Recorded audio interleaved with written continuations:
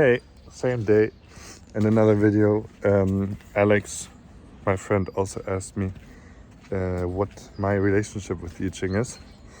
And again, I'm happy to answer it. It is pretty cool. It's like for such a mythological book, I have a pretty mythological story with it. It was given to me by my dad, effectively. And he's been familiar with it for a long time. Since I think before I was born, so that's more than 30 years. I think my dad was a solid hippie growing up, and I think then you come across these things. But I don't actually know. I don't know if he ever told me how he came across it. Maybe I asked him and he couldn't tell me.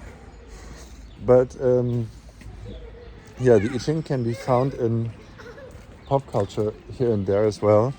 So, for example, the Man in the High Castle, I know, has a big I Ching strand.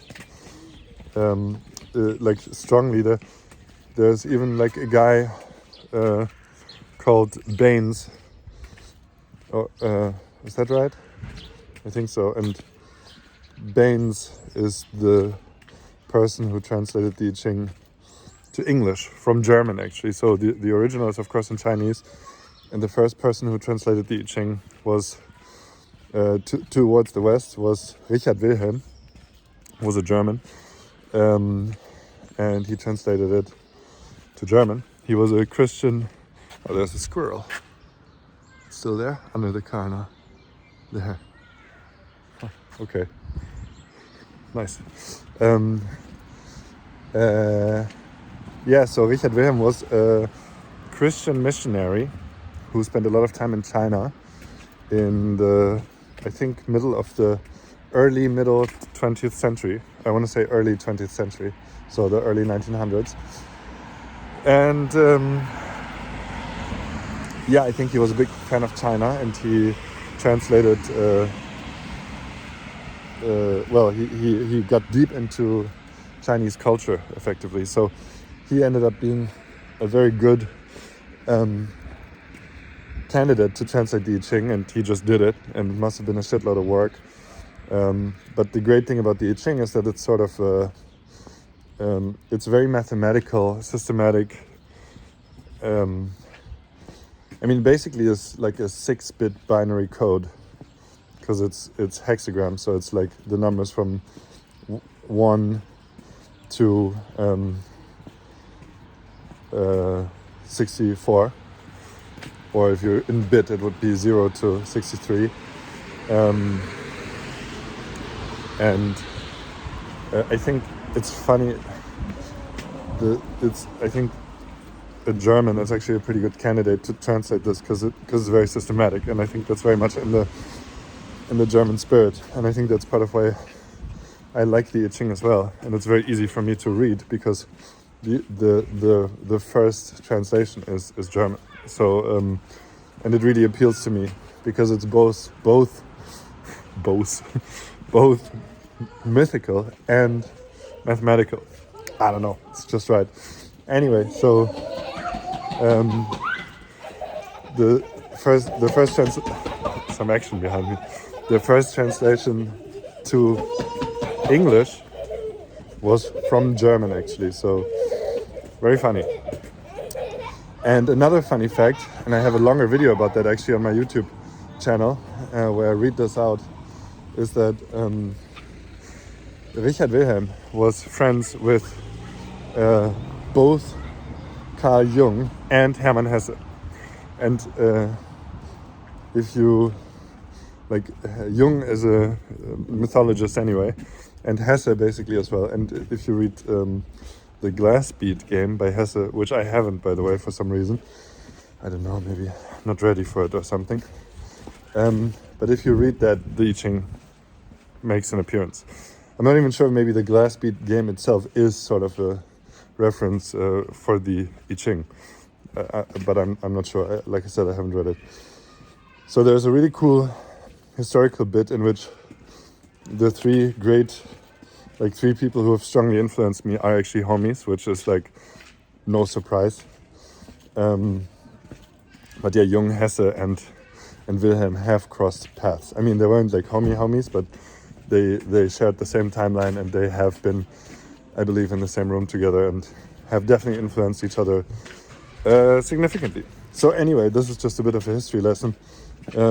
Back to my personal interest. So my dad was like, yeah, you should check this out. And then we did our first throw together. And can I say this? I guess I can.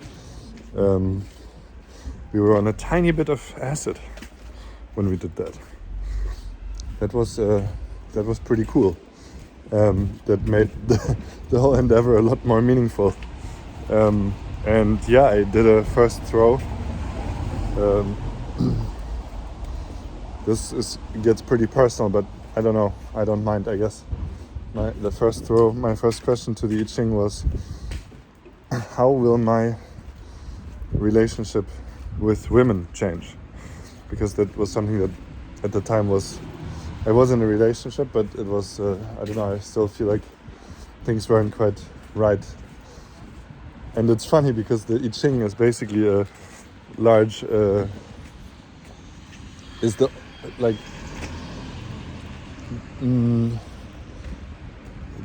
the big application of yin and yang, basically.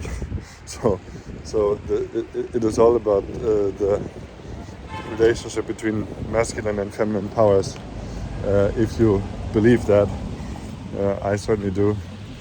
And how yin and yang, the feminine and the masculine, relate to each other, and how they build constellations, so to speak. That's what the hexagrams are.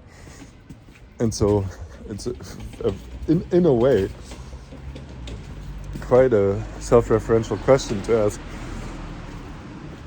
how will a man's relationship with women change? It feels like asking, just like knocking at the right door, kind of. And my first throw was 1, which was pretty cool. That means all yang lines, which results in the sign number 1, which is basically the original yang, the original pure masculine energy. And 2 is the all yin, pure yin, pure feminine energy. And then it kind of splits off into various patterns and combinations. But yeah, so that felt pretty meaningful to start my I Ching relationship with the number 1 throw. And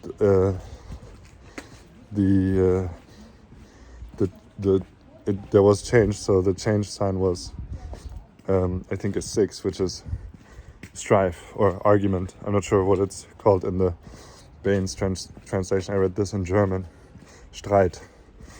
And of course that's like, oof, you know, how will your relationship with women change? Okay, you're a man and you will have strife, basically. And well, I'm afraid to say that's exactly what happened. So that relationship of mine didn't last. But I asked that question again a couple of years later, and more further change was indicated, and I don't remember it that well, that part, but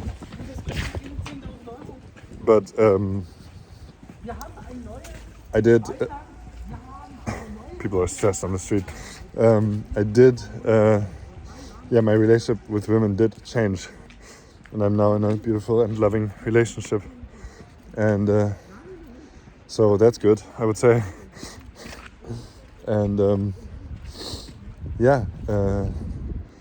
that was my first I Ching throw. So it was a great thing given to me by my father, and we have since shared. We haven't thrown together that much, but we've definitely discussed throws, and yeah, it's and I immediately got it. It was, I think, to understand the I Ching, to read number 1 and number 2 is really important, because they essentially are self-referential and they explain a lot of the basics in the I Ching.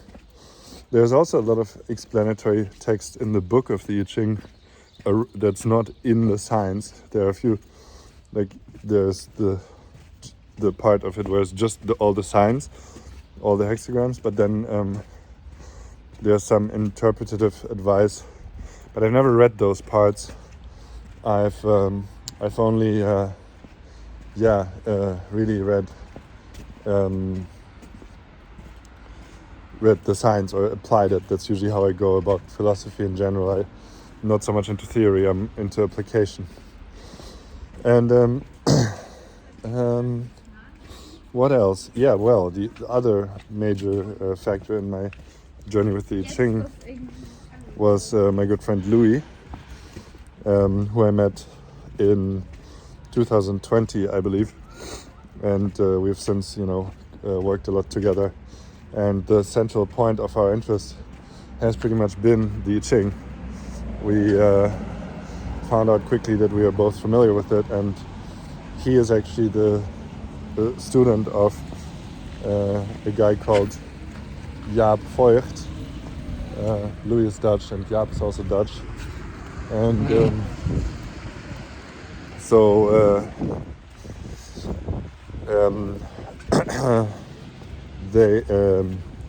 this guy Jaap translated the Tao Te Ching, the foundational text of Taoism, into Dutch. So also one of those, I believe, as a first translator, if I'm not mistaken. And his friend Han Boering translated the I Ching as a first translator into Dutch, probably in the 70s or something like that. So Han Boering has since died, and Jaap is old but still alive. And Jaap also has created the book Life and Work in the Rhythm of the Seasons, which, if you're familiar with my work a little bit, that is a thing I teach. I've taught many iterations of this on Inter-Intellect, and I've also, and I will also teach more of this year. And that's basically an interpretative structure for the cycle of the seasons, as we know them in Europe, at least, the classic seasons. To be inclusive, I have to say that, some regions have other seasons, but the European ones, the classic ones, the ones that many of us know, do fit with the I Ching very well. There are some signs that specifically point to the seasons because, the I Ching is hexagram based, so it's 6, so you can sort of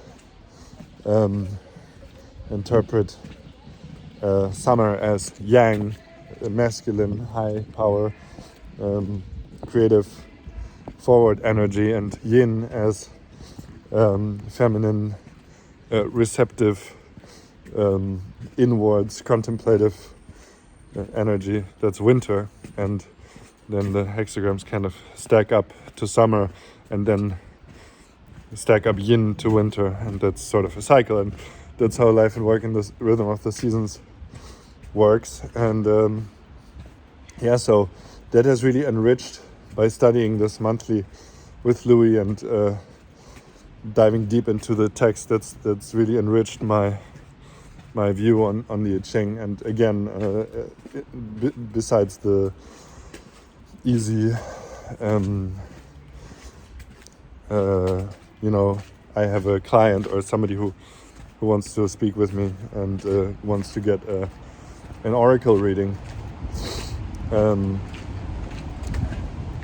I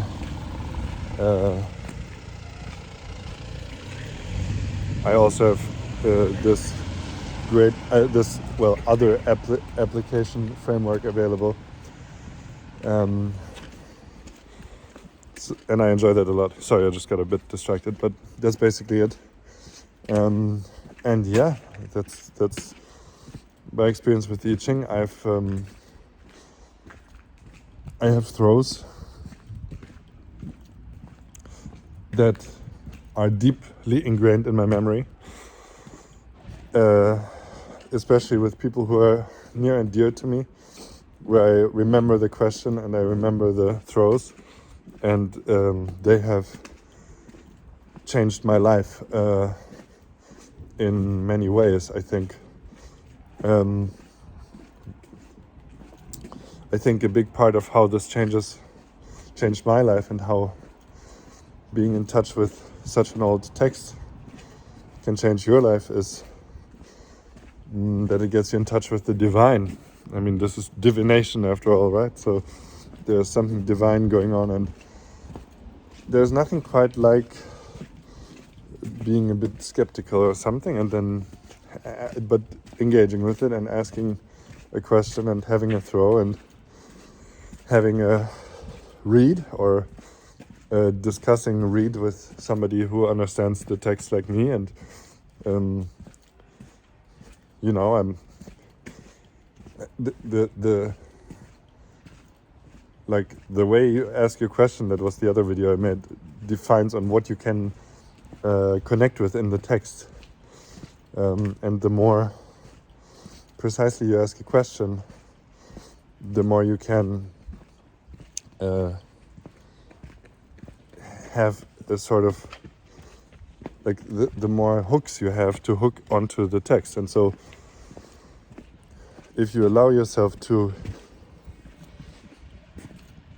apply the like, okay, so this is the interesting part, I guess. It's universal, right? I mean, the text doesn't change, but you apply a question to the text and suddenly it shapes into or it morphs into the shape that you need. And I mean, that's pretty cool. And if you're open to that, you will see this happening when you do an I Ching throw or a reading. And you can see that this text is so old. I always say that an old text is like a knife. You know, knives get folded over and over again, so they're like a croissant, a very sharp croissant. No, they contain all these layers, like ogres, like onions, if there are any Shrek fans in the chat.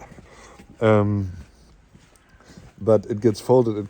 I mean, it isn't like the I Ching was written one time and it has an author. It doesn't. It's a text, much like the Bible or something, that's essentially religious, which means that it has been passed on through generations. And the mere fact that it's Lindy and that it's been passed on through generations gives it some credibility. And yeah, but also obviously it has been rewritten and refined. And I think now that's not happening anymore, even though I think maybe through translations, but it's a very sharp knife that is that contains many layers. So if you confront it with something, it's likely that it can meaningfully engage with it because it contains a lot of wisdom and universal knowledge. And I love this. I mean, for me, that's the core of my philosophy. I've always looked for universality, and the I Ching is a great multi-tool, like a universal tool, and you can just confront it with all sorts of situations, apply it to it, and it can meaningfully engage with it. Not to repeat myself too much, but actually I think that puts it quite well. And that's why I love the I Ching. And I can highly recommend checking it out. I do offer readings if you want. I'm happy to do that. It's great fun. It's very memorable for me and the person I'm doing this with. Like I said, I know that many of the throws that I've done are still in my memory, and they weren't even applied to me. I just helped translate, so I can only imagine how memorable they are for the people I've done them for. And yeah, it gives you a sort of cornerstone of meaning. It's a little bit like sort of a psychedelic trip, except when you have a psychedelic trip, you usually forget a lot of your realizations, I think, at least in my case, unless you really write them down. And this is sort of a access to the realm of the divine and super high meaning density while being completely sober. So yes, comes highly recommended. So yeah, I guess that's my history with the I Ching, given to me by my dad. Honed my craft with my friend Louis, who is... I will link Louis' work and also Yap's website and so on in the description. But yeah, Louis has probably done 10 times the throws that I have, because I only throw the I Ching if I need to, or if somebody asks me to. I don't have much of like a general practice. That's not really my style. But when I'm asked or when I offer, usually the throws go quite hard, so to speak. They are usually quite dense and intense, so that's good. It's called throws, by the way, because you throw coins. I'm not sure if that's obvious. But yeah, I guess that's my bit on the I Ching. If you have any questions, I'm happy to elaborate, but I think I've been quite elaborate.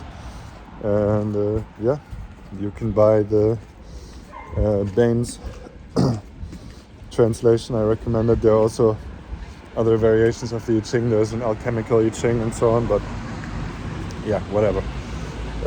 That's for another video if you're interested in more details. So thanks for listening, and I hope you have a wonderful time, and check out the I Ching sometime and let me know if you need any help with it. See you soon, and much love.